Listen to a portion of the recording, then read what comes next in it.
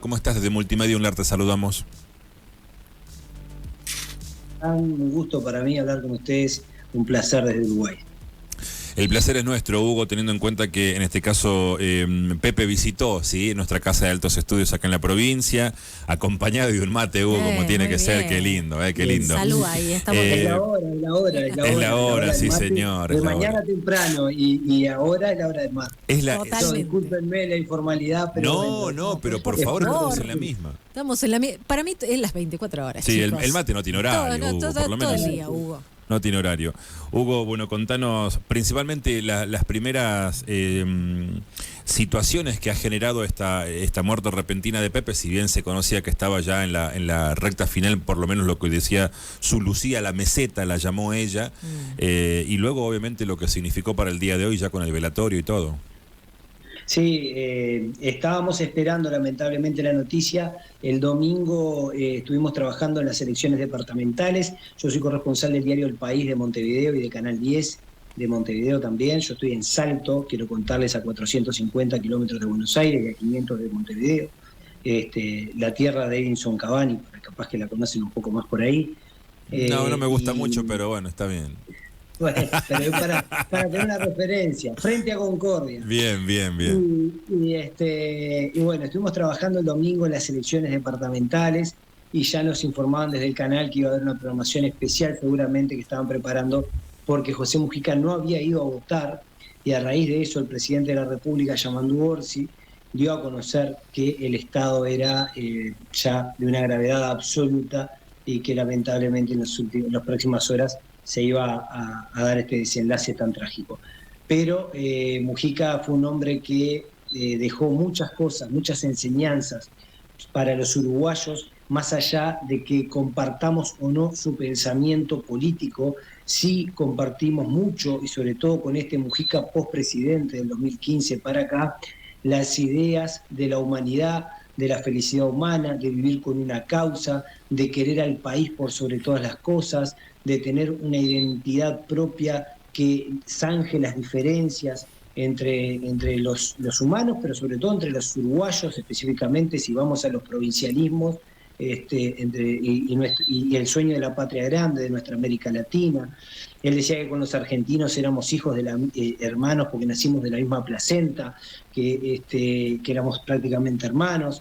Y bueno, sentimos esa unión a través de sus palabras de Latinoamérica. Era un latinoamericanista muy fuerte, muy arraigado a lo que es la identidad de nuestra patria grande, y nos sentimos lamentablemente muy apenados por su partida física, pero muy felices de todo lo que nos dejó como uruguayos, más allá de que, les reitero, de que se comparta o no el pensamiento político en algún momento, fraccionado por los partidos. Mujica lo que dejó fue un pensamiento más universal, ¿no?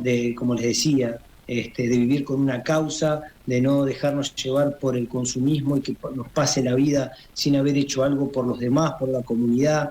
Y creo que él tenía un desvelo muy grande, que era una igualdad mayor de oportunidades para la gente, aunque él sentía que se hacía lo que se podía. Siempre decía que, como decía Churchill, que la democracia era la mejor porquería que hemos inventado los hombres, pero que no iba a solucionar todos los problemas. Y bueno, creo que nos dejó muchísimo. Son momentos de congoja, son momentos de pena, pero también de la alegría de revivir su pensamiento cada vez más en homenaje a un hombre que nos dejó físicamente, pero que nos deja un legado mucho más importante que trasciende su vida. Sí, totalmente un legado trascendente a nivel internacional. ¿Cómo eran sus días? ¿Cómo vivía él? Porque también llamó la atención a la prensa internacional como uno de los presidentes del mundo en condiciones más, las condiciones más austeras, ¿no? Para vivir más sencillas y bueno, ¿cómo eran sus días allí en Uruguay, ¿no? Junto a su Lucía, ¿no? Como su compañera de prácticamente toda la vida. Él era conteste con su pensamiento. Él decía que había que vivir liviano de equipaje. Para él no era ningún sacrificio vivir donde vivía. Se había comprado cuando salió de la cárcel en el año 85. Y acá hago un paréntesis. Hoy hablaba Julio María Sanguinetti, expresidente de Uruguay, el primer presidente post-dictadura en el año 85, que fue el que le firmó la amnistía a todos los presos políticos, incluso a Mujica. Recordaba que los primeros 10 días de su gobierno post-dictadura, el primer gobierno democrático después de tantos años, de 12 años de dictadura, lo primero que hicieron fue dejar en libertad a todas esas personas que estaban presos por sus ideales y por haber luchado por levantarse en pos de un ideal. Sin embargo, Mujica siguió desde entonces, desde que salió de la cárcel hasta ahora, vivió como pensó toda la vida. Hizo de su vida un sacerdocio de pensamiento, de ser coherente con una prédica, de vivir de forma sobria. Él siempre decía: yo no soy pobre, vivo de acuerdo a mi pensamiento, vivo liviano de equipaje, porque si me lleno de cosas tengo que vivir con poco tiempo para ocuparme de esas cosas que tengo y le resto vida a mi vida. Entonces tengo que tener lo mínimo indispensable para poder vivir y vivir de otra manera. Y durante muchos años recordemos que fue diputado, senador, ministro, presidente, y siempre vivió en el mismo lugar. Eso llamó mucho la atención, porque él decía que él vivía como la mayoría de su pueblo, que había una minoría mucho más ostentosa, que vivía de forma mucho más ostentosa en el Uruguay, sí, por supuesto que la hay, como también en la Argentina, pero que la mayoría del pueblo vivía de una manera, y que él vivía quizás por debajo de sus posibilidades, pero que vivía como quería, a su pensamiento y conforme a la mayoría de su pueblo para sentirse parte de su pueblo. Hugo, ¿vos creés que él termina siendo más influyente post-presidencia o en la presidencia? Hablo de esto de los distintos poderes, ¿no? El poder de la palabra y el poder de lo que te genera ser presidente de una nación tan importante como la uruguaya, ¿no? Yo creo que la influencia general que él toma es posterior a su presidencia. A nivel de su presidencia, él consolida elementos muy claves para un país latinoamericano, como es la interrupción voluntaria del embarazo, el matrimonio igualitario, la regulación del cannabis. Fueron elementos claves que llamaron la atención de Uruguay, lo pusieron a Uruguay un poco en el radar, no solo en el enclave regional, sino un poquito más al norte. En otros lugares también nos empezaron a observar como una nación que estaba tratando de ponerse a la vanguardia de algunos acontecimientos socioculturales del mundo. Y creo que vino un poco por ahí. Y después, una vez que él termina su presidencia en el año 2015, que él mismo dijo, fue como sacarme unos zapatos que me apretaban muchísimo, porque él quería hacer muchas cosas y no las podía hacer. Entonces, dejar la presidencia fue para él un alivio en algunas cosas, pero por otro lado comenzó a recorrer el mundo, a recorrer universidades, a hablar con los jóvenes, que eran lo que lo llenaban de vida. Recuerden que él no tuvo hijos porque estuvo preso tantos años, que cuando salió ya tenía 50 años de edad y no salió muy bien porque él fue rehén de la dictadura y pasó muy mal. Entonces, él siempre dijo que la única deuda que él sentía con él mismo para la vida fue el no haber tenido hijos para dejarles algo. Y fue muy influyente. Fíjense que él prometió, incluso en lo personal, él donaba su sueldo. El 80%, 90% de su sueldo lo donaba. Obviamente ustedes me dirán, bueno, pero la esposa era senadora, sí, también ganaba un dinero, no le faltaba para comer, macanudo.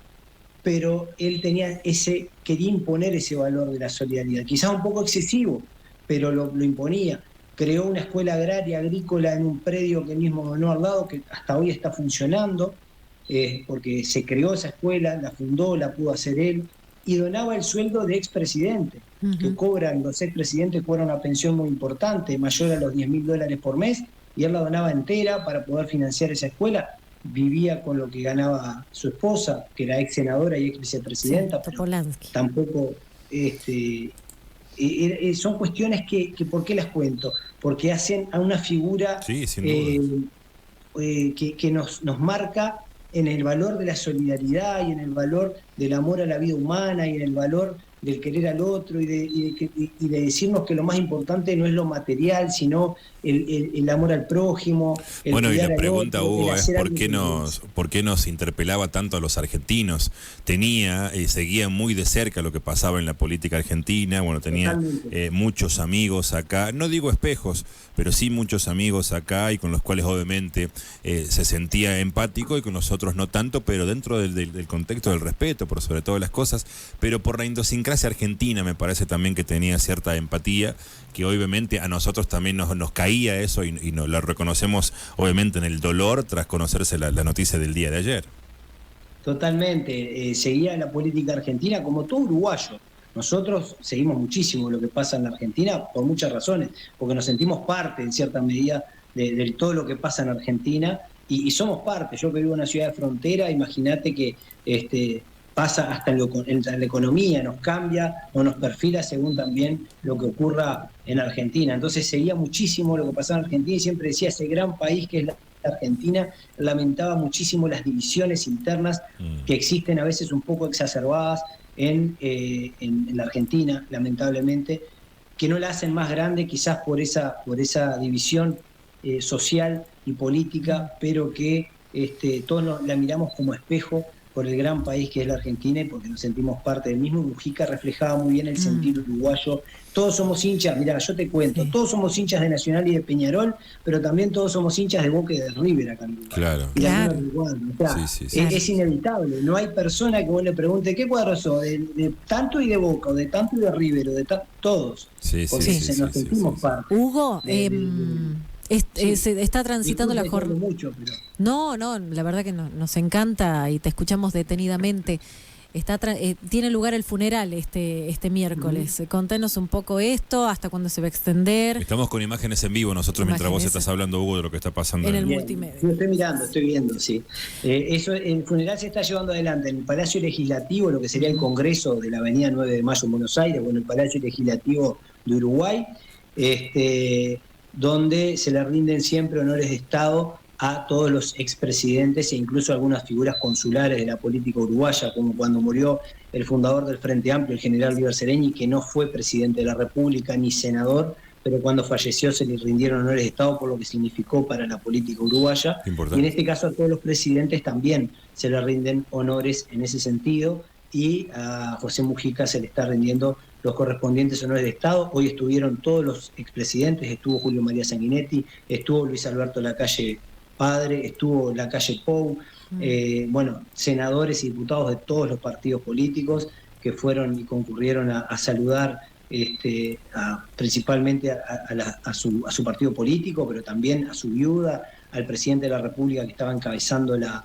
ceremonia y demás, y se va a llevar adelante hasta el día de mañana porque Lula da Silva estaba en China, se viene específicamente a Montevideo, declaró 3 días de duelo en Brasil y se viene a Montevideo para participar de las exequias de Mujica. Entonces, por lo tanto, extendieron hasta mañana en la tarde para que pueda llegar desde tan lejos el presidente brasileño. También va a estar presente el presidente de Colombia, Gustavo Petro, el presidente de Chile, Gabriel Boric. En principio estaba anunciado la expresidenta argentina, Cristina Fernández. Y bueno, vamos a ver algunos otros también, Luis Arce de Bolivia, algunos otros dignatarios de otros países también que mandaron su saludo, como el presidente de España, los reyes de España, en fin. Hubo muchas condolencias de muchos mandos internacionales. Recordemos que Mujica durante su presidencia se reunió con Barack Obama en la Casa Blanca, con Xi Jinping en Pekín, con Vladimir Putin en Rusia, estuvo con el Papa Francisco, con quien tenía una gran sintonía y una gran cercanía por los intereses comunes, a quien cuando fue a ver, lo único que le pidió, porque después lo anunció, porque habló, ustedes saben que los papas dan reuniones con cronometradas, y la máxima audiencia era de 45 minutos, sin embargo Francisco estuvo por más de 1 hora con él, porque él le pidió para que intercediera por la paz en Colombia, cuando había recrudecido los problemas en Colombia, fue a pedirle específicamente por eso, y estuvieron trabajando mucho en eso. Y bueno, tiene una gran sintonía con Francisco, quienes los uruguayos lo sentíamos muy cercanos, porque además Francisco era una persona que visitaba el Uruguay, y nos sentíamos muy identificados con él. Y ni hablar ni hablar de los títulos honoris causa que recibió en vida. Tal es el caso de nuestra casa, la Universidad Nacional de La Rioja, que en el 2018 le otorga a José Mujica el doctor, el título doctor honoris causa, en ese entonces rector Fabián Calderón y José Gaspanello vicerrector. Un acto que tuvo lugar al frente de nuestro multimedia, justamente, en la ciudad universitaria. Y nos enteramos porque llegó la noticia acá, por supuesto, y muchos uruguayos nos sentimos orgullosos de que esas cosas pasen, de que lo reconozcan internacionalmente. A un expresidente uruguayo por su labor, por su trabajo y por sobre todo por imprimir valores, ¿no? Valores humanos, y por luchar por causas justas y por los derechos humanos, que es lo fundamental para nuestros pueblos de América Latina. Creo que va un poco por ahí la cosa. Hugo, sin quitarte más tiempo y agradeciéndote el espacio y el momento para con nosotros, porque se te ve que claramente te interpela el fallecimiento de Mujica, y eso para nosotros es genial. Sin duda también nos transmitís eso a nosotros. ¿Sabés o tenés algún nombre que quizás tome la posta de lo que viene haciendo Pepe o lo que hizo Pepe hasta entonces? ¿En Uruguay? Sí. El presidente Orsi es uno de los señalados por José Mujica. Si bien tiene un perfil mucho más bajo, es una persona muy consustanciada con los derechos humanos y con los problemas sociales del país. Creo que si bien el gobierno de la calle Pou no fue malo en términos generales para nuestro país, sí se requirió un cambio con el advenimiento de una persona como Yamandú Orsi, que era, si bien gobernaba un departamento, tenía una proyección nacional por su trabajo humanitario muy importante. Creo que por ahí un poco puede venir la mano para los próximos tiempos. Bien. Habrá que ver si está a la altura también, porque el legado que deja Mujica es enorme, ¿no? Hugo, por tu tiempo para con nosotros, muy amable, muchísimas gracias. Abrazo fraterno, sí, abrazo fraterno, y gracias por estar desde el otro lado.